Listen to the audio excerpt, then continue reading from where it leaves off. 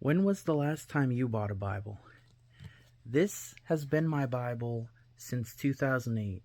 This was the first Bible I bought when I was 13, and somehow that was already 17 years ago.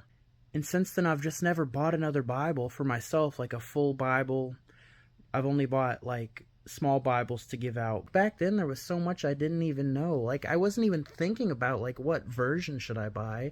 I was only thinking like my mind was at, let me buy something with large text so it's easier to read.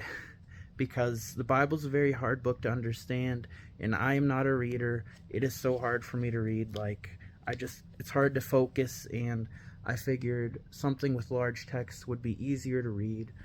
And admittedly, there were long periods of time since then that I didn't even pick this up. But this has been my Bible all that time, and I never bought another one. And I've been thinking about it these past few years about looking into buying another one. But I think part of it, I was just overthinking it, trying to like find the perfect Bible, but I also wasn't taking much time to actually like research what the best Bible would be, so I just hadn't gotten around to buying one. And I was at Ollie's the other day, and they have these there, and I'm just like, you know what? Let's just get it. like, they had a few different color options. I had to get the blue one because blue's the best color. And this is nice because it's actually like way easier to hold than this brick. Like, this is huge. And yeah, so I'm really happy to now have this Bible, and it's KJV, which this one was NKJV, so they're not that different. KJV is my preference, my go-to for what Bible I like to look up verses for and everything. Like, usually, most of the time when I post a Bible verse in my videos, it'll be KJV. That's just from what I understand to be like the safest, most accurate version. I know that's debatable for sure. Some people are like KJV only, and some people are like KJV is actually an awful translation.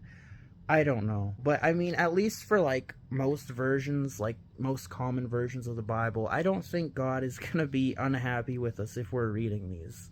You know, like clearly, like what are we supposed to do? Just not read any Bibles because oh, none of them are perfect? Like it's the Bible. Like clearly it's fine. You know, now if you get into something that's obviously like very not God at all, like the Queen James version, like that's not the Bible, that is demonic. Seriously. I just want to encourage you guys, if you haven't bought a Bible in a while, why not? Fill your house with Bibles, you know. People who are lost, who are still here during the tribulation, that'll be great for them to use, because your house will be raided. Like every house is going to be like gone through like completely, like so quickly, like I'm sure. You know, and well, people are going to be searching for answers. When they're left behind, they're going to want to know the truth. And so we should fill our houses with little notes and messages and books and whatever you can to just let them know the truth. And this was another book I found at Ollie's the other day. Um, I don't know anything about this book. I don't know anything about most books because I don't read books aside from the Bible, but it's the Bible, so I kind of have to. But this is from David Jeremiah, and he's very sound. He's like one of the best preachers. He always preaches on the end times, and so this, I'm pretty confident, is going to be a very good book. I don't actually know if I'll read it, but if anything else, it'll be here for someone left behind, and if they get a chance to, maybe they could check it out. Yeah, I may read it. You know, it looks like a good book. I love this kind of stuff, obviously, so I may have to.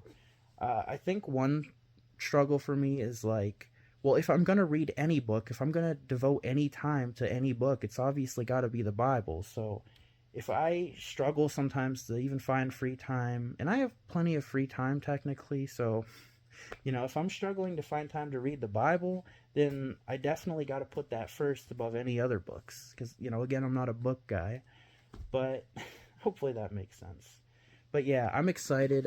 This is such a beautiful, like, I haven't even, like, got a chance to look at it yet, but, like, let's look at it. So, this is beautiful.